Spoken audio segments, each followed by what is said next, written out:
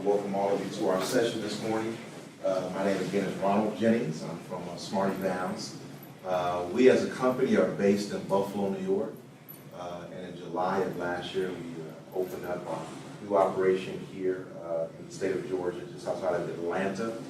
And so we are now in your state, right in your backyard. So we are excited for you as an institution to join the SmartEval's family, and we look forward to working with you moving forward, making sure that you're getting the most out of this feedback process from your students. As was stated, I really like interaction.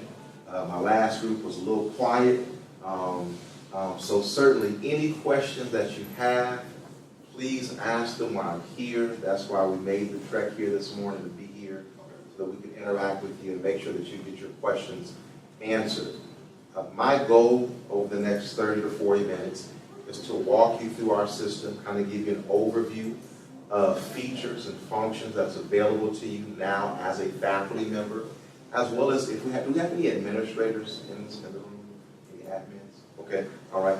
We'll look at some administrative features as well. But just to show you some of the features, functions, and then the reporting tools that's going to be available to you now in the SmartEval system. Just so you are aware, again, we are based in Buffalo, New York. We have been doing course evaluations and working with colleges and universities for well over 15 years. We have over 320 institutions that we partner with from all over the place, primarily here in the U.S., but we do have some foreign schools and have a presence in the Caribbean as well. And so, again, we are excited that you are, as an institution, now part of that partnership. I'm going to jump right in. So, once you log into the system, again, your 900 number, I believe, and you've been given the password, what you're going to be forwarded to is what you see on the board. It's what we call the SmartEval Center. Now, the SmartEval Center is going to be unique for each of you in that it's going to have your course evaluation information, and only your information. Now, it's not only going to have your current information, but as we move along semester to semester, it's going to have all of your historical data as well. So in one place, you'll be able to access all of your course evaluation information. Now, the school does have an option to upload any information from your previous systems. And so we actually have the potential to make use of that information as well. So all that data, is not lost. It's somewhere. And if the school selects, we can actually upload that information into our system as well. But moving forward, any information captured in the SmartEval system is going to be available on demand 365 days a year. And so if you just happen to be sitting there doing winter break and you want to take a look at your course evaluations because you got nothing better else to do, you can log in and you can view course evaluation results anytime, any day of the week. A couple of things I want to point out for you here. In terms of what's displayed here on this home screen, number one, you'll notice in the bottom right-hand corner, there's a historical trend analysis. Now, this gives you the opportunity to track your improvement on each course evaluation question from semester to semester.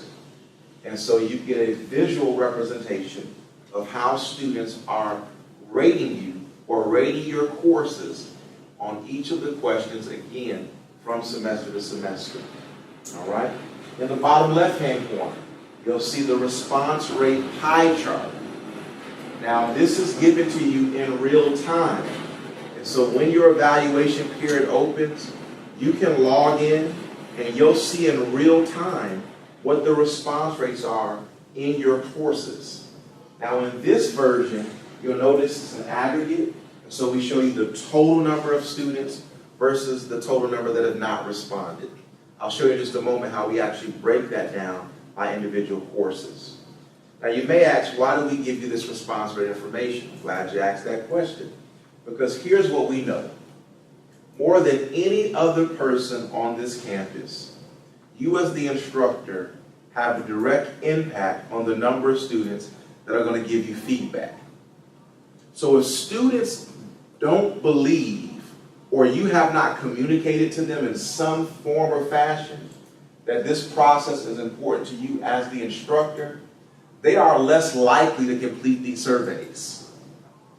Across the country, all the research shows that the institutions that get the highest response rate are those institutions that have the most engagement between faculty and students.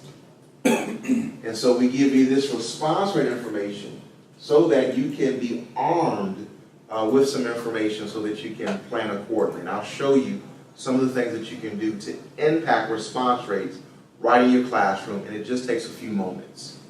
Okay? In the upper left-hand corner, you'll see the drop-down menus. You're going to see those on almost every SmartEval screen, every report, and those drop-down menus allow you to sort information by course type, course level. If you teach, various divisions or in various departments, you'll be able to sort and filter information by various criteria so that at every moment you're looking at the information that's most important to you. All right? Now, in terms of some features, some functionalities that's now available to you that was not available before. Number one, you'll notice this Add Cues option at the top of column, this far left column. What that stands for is add a question. And so you now, as an individual instructor, have the ability to add questions to the survey instrument just for your class. So the institution, the department, the program, all have questions that make up your survey instrument. You now, as the individual teacher, can add questions just for your course.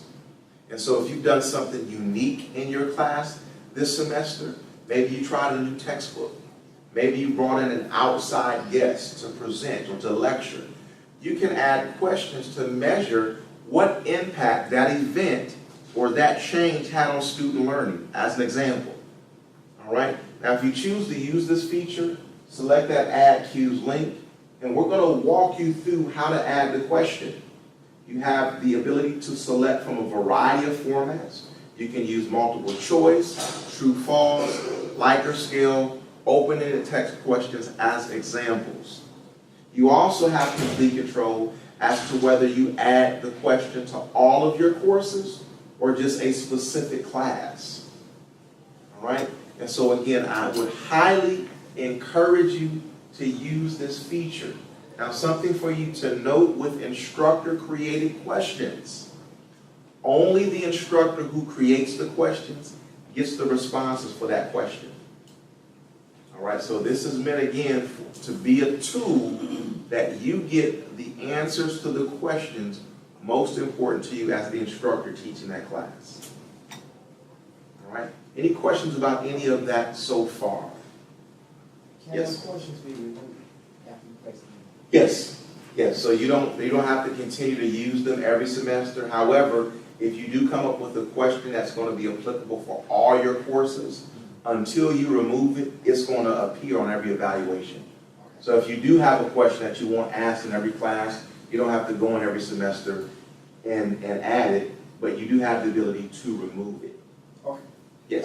You have to submit those questions to Dr. Petty, because she's going to be managing. Right now, we want to use just that survey. So if it's a particular question that a faculty member wants added to it, it needs to go through her, because she's building the survey. Okay, that's important for me to know. So here at your school, again, what they're asking you to do is if you do have alternate questions, submit those to Dr. Petty's office so they can add them to your survey instrument. All right. Now, when it comes to impacting response rates, I want to show you something that is going to tremendously impact the number of students giving feedback in your class or classes. All right. It's our QR code technology. Now, think back to the paper survey systems. All right. Can anyone tell me what the main benefit of a paper survey is? Exactly, you get a quick response, hand them out, pick it up. You have a captive audience. And so you have the students in class, and so before they get off to do something else, you hand out the paper surveys, and you get almost a perfect response rate. The exception would be students who weren't in class that day, for whatever reason. Well, QR codes allow you to do the same thing. Here's how. If you select that QR code link, we're going to create a QR code specific for that class and class section. You print the QR code off, you take it to class, and in class during the class time, just like you would with the paper system, you give your students an opportunity to scan that QR code and give feedback. So any device they're carrying, any cell phone, iPhone, tablet, any device, mobile device your students are using, they can scan that QR code and give you feedback. So again, you're getting the benefit of a paper system in an online system. The added benefit is that if a student is absent, they still can give you feedback throughout the open evaluation period through a variety of other means. We do integrate with Blackboard, so they'll be able to complete evaluations that way. They're going to receive reminder emails from the school. They can complete evaluations that way. And so there are a variety of formats or means that they can complete evaluations. So even if they're absent, you still have an opportunity to get that feedback. Again, QR codes, I would suggest, if you don't do any of the things that I'm going to suggest this morning, do QR codes. I have entire schools who are getting 89 to 93% response rates just using QR codes. All right? Now, again, just for your information, as I shared with the last session, there is a time limit on the QR codes. And so when that first student activates that QR code, the clock begins, and that QR code is only valid for 20 minutes. We did that because what we don't want is a scenario where students get the QR code, go home, and then, Johnny picks up their phone, or little Sally, or their spouse, or their friend, and they start filling out a survey for a class they've never taken. And so that time limit is there, again, to protect the integrity of the process. Now the school, again, for your information, the school also can use this. What some schools do is print out QR code posters and put those in common areas that students gather, so the students can do evaluations, for instance, in cafeterias. Some schools will make tabletop QR code things, and students, while they can scan the QR codes and log in and provide feedback that way. So it's available for you, but it's also available to the school as an entire institution.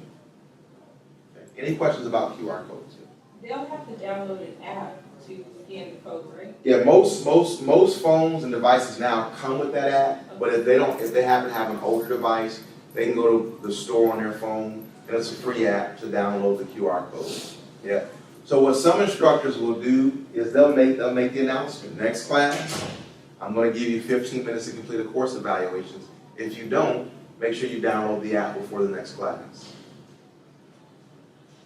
Which, by the way, again, that communication is key. Talk to your students about this process. Again, if they know it's important to you, they're more likely to complete evaluations. So even if you don't want to use QR codes, if you just take 30 seconds to say, folks, the evaluation periods are open. As your instructor, I look forward to your feedback every semester. And in fact, the book we're using right now is a result of feedback from previous students. So take some time over the next week, 2 weeks to give me some feedback. That's 30 seconds. If you just say something like that, you're going to get more students completing evaluations, because now they get the message it's important to you. Again, it's not just some administrative process that the president or the dean or the vice president is trying to get them to engage in. It's important to the faculty member. Okay?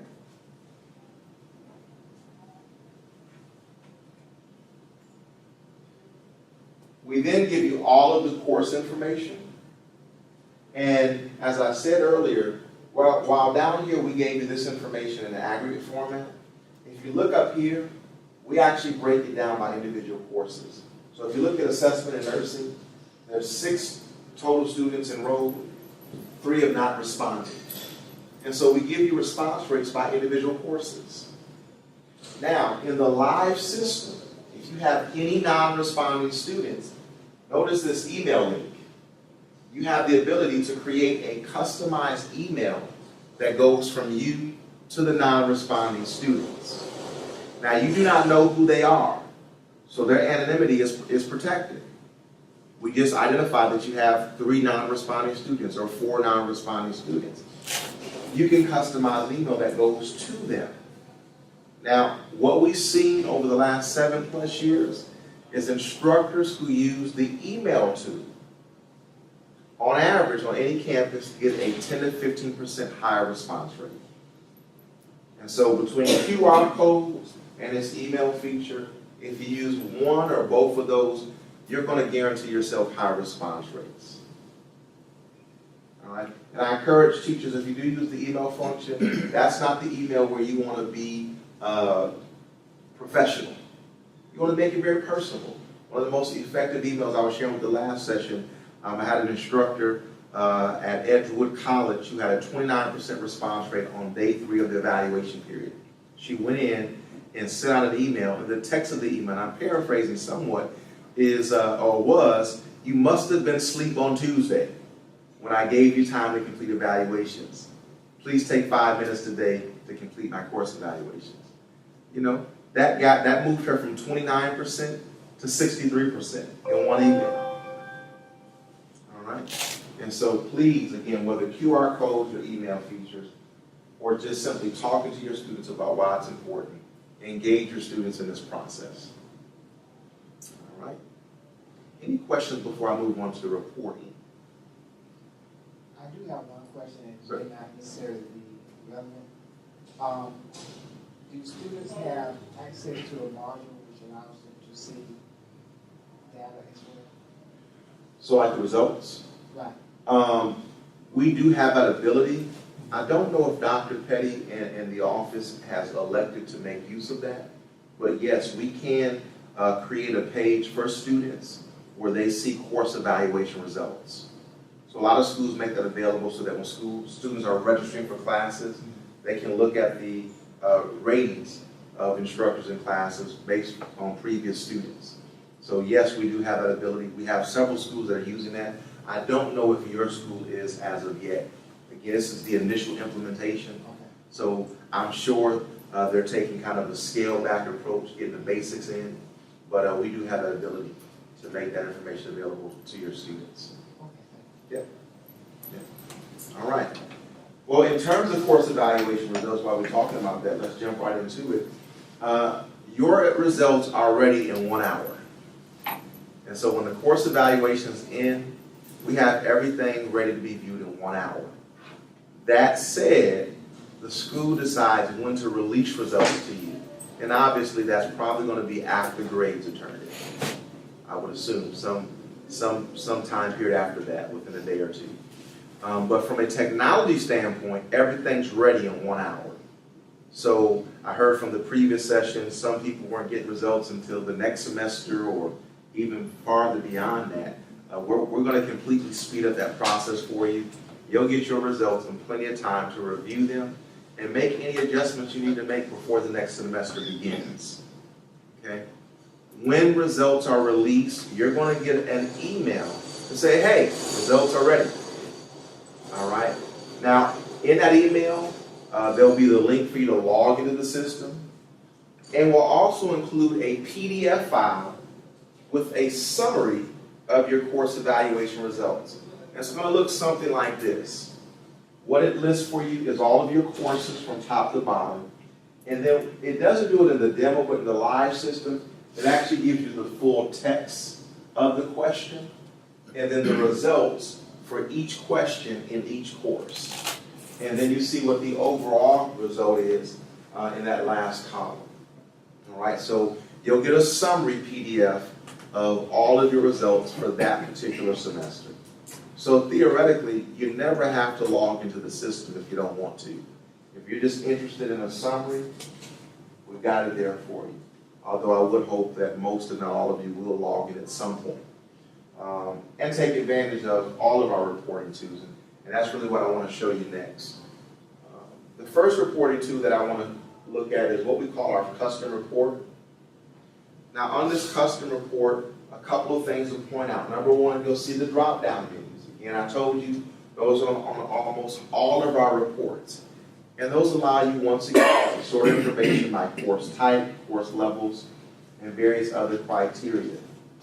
You'll notice in the upper right-hand corner, there's a change columns link. All right? Now, we're looking right now at about 10 categories of information, or 10 columns of information. There's about 40.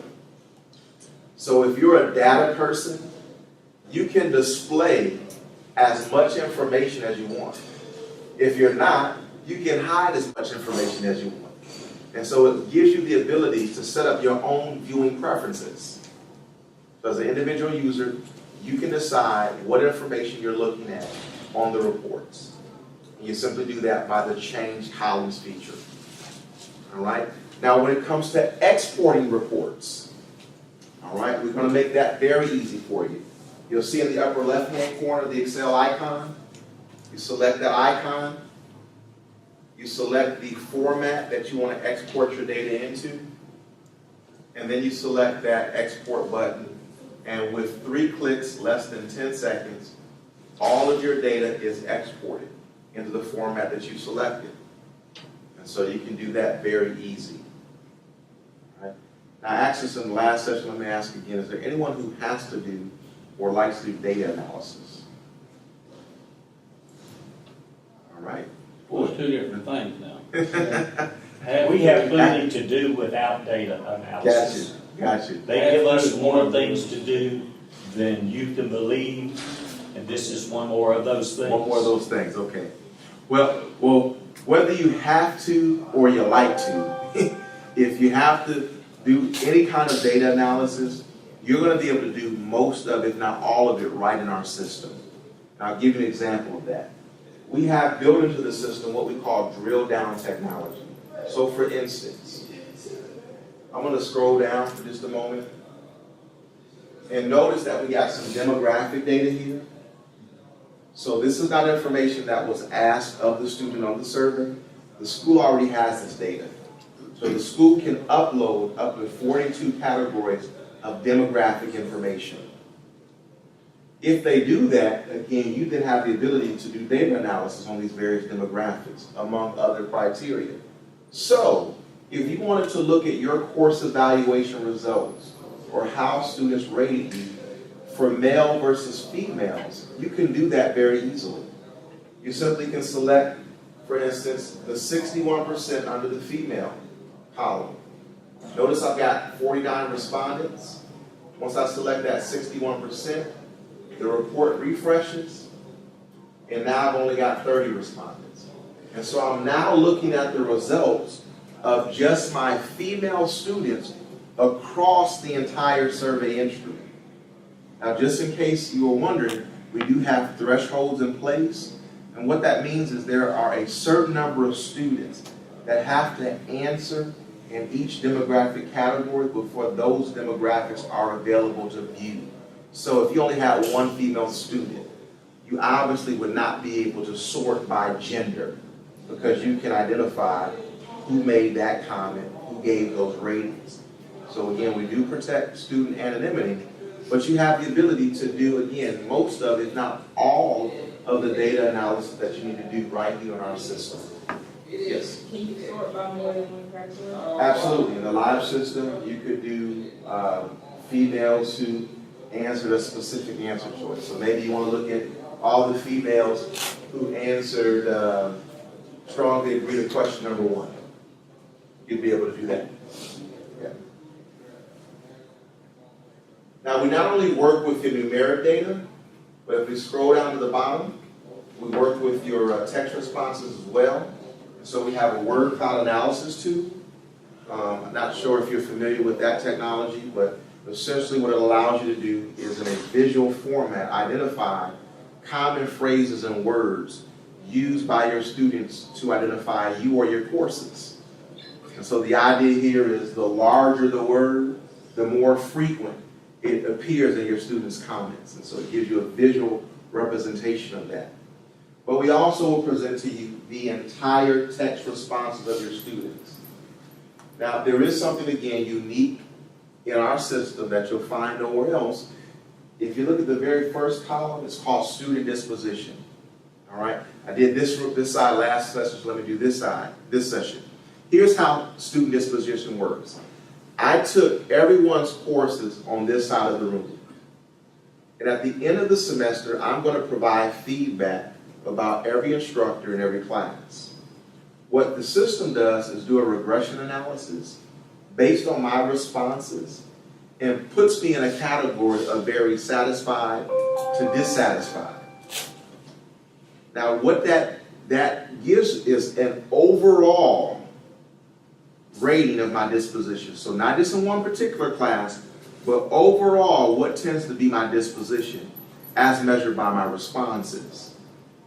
So whenever they show my text responses, they're going to give you my disposition. So when you're reading the comments, what we're doing is giving you comments in context. I was telling the last session when I was growing up, my grandmother used to tell me, Ronald, when people say things, before you get angry, consider the source. That's the same idea here. So if you have a student who tends to be negative in all of their responses, and they have a negative comment about your class, well, that's something different than a student who tends to be very positive, but has something negative to say about your class. All right, again, it's what we call comments in context. Now, some additional things that we do to give you a little insight into the students who are giving you feedback is we do take a look at what's called ratings, called grading tendency here, but it's really rating tendency. In other words, from very easy to very hard graders, what buckets do your students tend to fall in as measured by their course evaluation results? And then probably, again, one of the unique measurements that we do is we look at discriminability. So what this measure is, do your students log in and do they actually read through the questions and give you thoughtful responses? Or are they just trying to get through the evaluations, and so in 3 minutes they just go through and mark everything a 3 or everything a 2? All right? And so we look at their answer patterns. All right? There's research out there that supports that. We also take a look at how long they've been logged in. So if you have, for example, a 25-question survey and they've only been logged into the system for 2 minutes, they didn't read 25 questions and give you thoughtful responses for 25 questions in 2 minutes. We also look at the time of day that the evaluation was completed. Again, there's plenty of research out there that shows, as an example, data that's gathered at 2 p.m. is much more reliable than data that's gathered at 2 a.m. You know, there's a whole paper out there on what's called the drunken student syndrome, that related to these kinds of processes. Students, they go out, they party, they're sitting around in their dorm rooms or their residence, and at 2 a.m. they log in, and in an abbreviated state, they evaluate teachers. You know, there's a whole research, you know, dedicated to that. And so, you know, all of that goes into determining discriminability. All right? And you'll be able to sort out your students who are very discriminate versus those that are not at all. So ideally, what you want to see are students in terms of grading tendency. They're somewhere in the middle, but then they're very discriminate. So that's the group that you really want to focus in on their questions or their responses and really give a lot of all right. Any questions on this custom report before we move on? Yes. So basically, we could have a survey question that basically asks, what is your grade range in this course, or what did you make in this course? Like, if you're making a C or making a D in the course, you feel you at that particular range. If that survey question is added, that information can be used to determine that this position. Well, it can be, so that question would actually appear as another question. So here in our example would basically be question 15. You know, what grade did you feel that you would get in that course? Now, it's interesting, you could add that question, and then you can actually upload what their actual grade was. So you can see the comparison. on what students' perceptions are versus what the reality is. You can do all kind of cross-tab queries in here, you know, depending upon how much data you upload, you know, and how much information you provide to the system. So the system actually knows who the student is when. Oh yeah, we on the back end, students are identified by student IDs, and so, absolutely, Okay. yeah. Yeah, but yeah, you can go crazy with all kind of cross-tab queries. And you'll notice here, this sample school entered in some retention at-risk profile information. And so this school actually was using our early warning system, and they wanted to do some cross queries between students who were at risk and how they tended to rate instructors and such. And so you can do all kinds of things. You know, students who, certain age ranges, you can do all of that to, really do some very, very unique data analysis. Okay. Percentile Rank is the next report, and we just got two more that I want to show. For you as an administrator, and if there are any other administrators, the only difference on your reporting from an administrative perspective is the scope of information available. So the reports are almost the exact same. It's just you have more information available to you. So if you're in charge of a particular department, you'll be able to see everything in that department, including every instructor. That's the major difference. There is what's called an instructor or an administrator aggregate report for school administrators that have access to multiple divisions or departments. But if you're a chair or division person, then you see information across your entire division. But the reports look exactly the same. Okay. The Percentile Rank report, what it does is it starts off by looking at every result here at Albany Technical. And we take those scores that are in the top 30th percentile, put them all the way to the left in the green shaded area. And then those scores in the bottom 30th are all the way to the right in the red. And then what we do is take your specific scores and we put them on the report where you fall in the comparison. So you'll see for each evaluation question how you rank versus every other instructor here at Albany Technical. All right? Now you can change your comparison group if the school allows. And so you have the ability to change the comparison group to all of these various criteria. So you can look at, instructors just within your division. So how do you compare to every math teacher? How do you compare to every science teacher? You can look at instructors who are teaching your level courses. So how do you compare to every teacher teaching a 100 level course, as an example? So you can change your comparison group. All right? And the idea here is if you want to make improvement, begin with questions in the red, because you're going to make the most improvement with the least amount of effort. Then questions in white. There's questions in green, you're already scoring best in school. So you can be very happy with that particular score. All right. The last report I want to show you, as I was sharing with the last session, is very unique. It's unique for a couple of reasons. The number one reason, I'm very transparent about this, we didn't make this report. This report actually was created by instructors who use our system. And the idea was, how do we take all this data and make it usable to faculty? All right. Now, this is another report that is not available to administration. So administration doesn't see this report. So unless you teach a class, you wouldn't see this report. But if you do teach a class, you would see it for the class that you teach. The way my focus works is we start off by identifying for each teacher where you score best in school.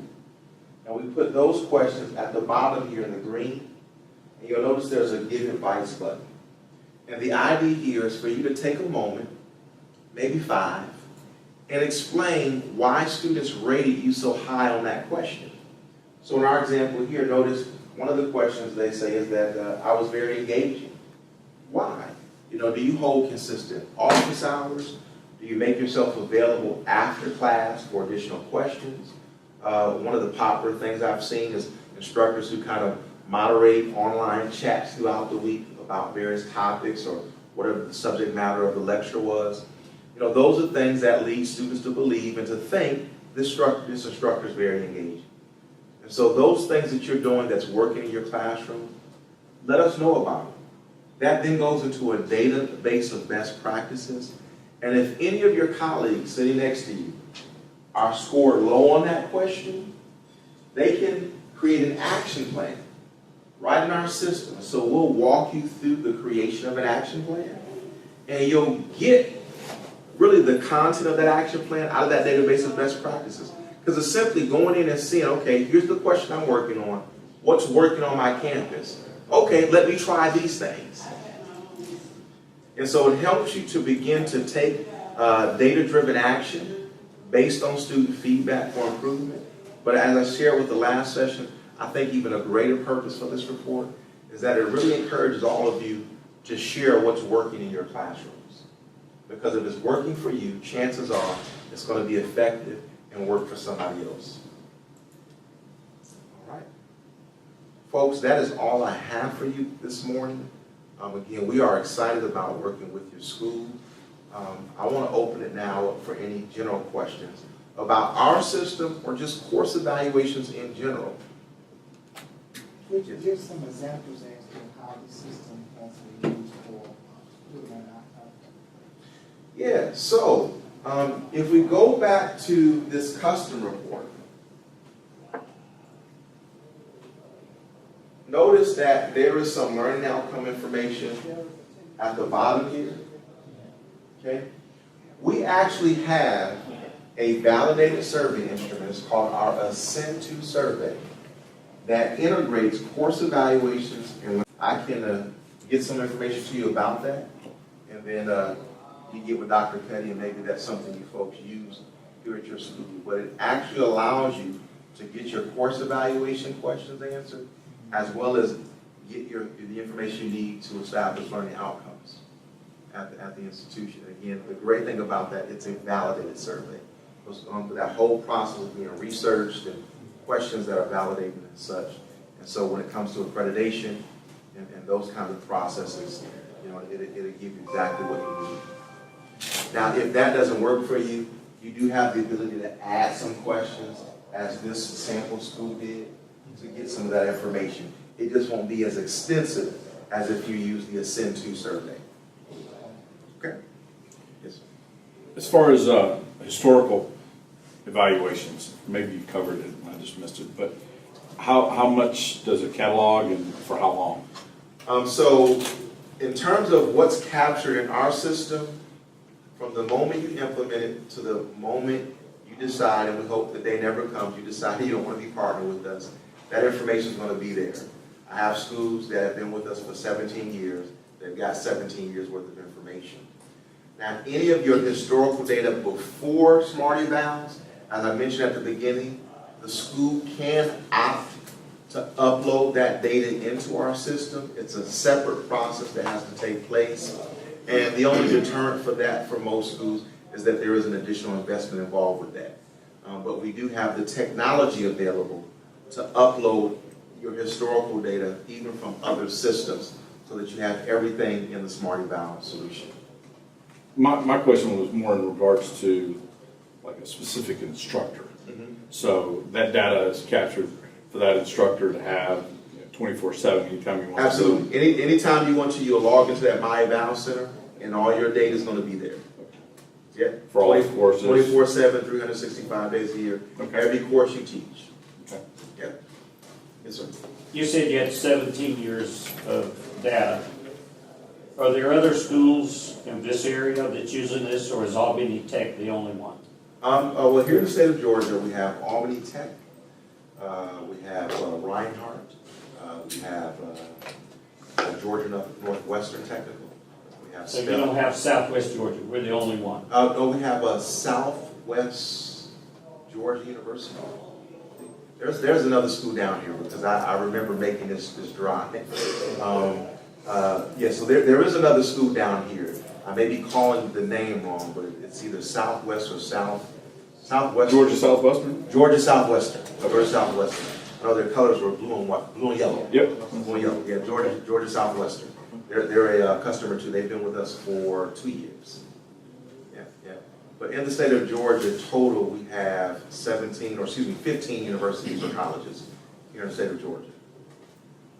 And they include Spelman, Georgia Tech, Dalton State, up north,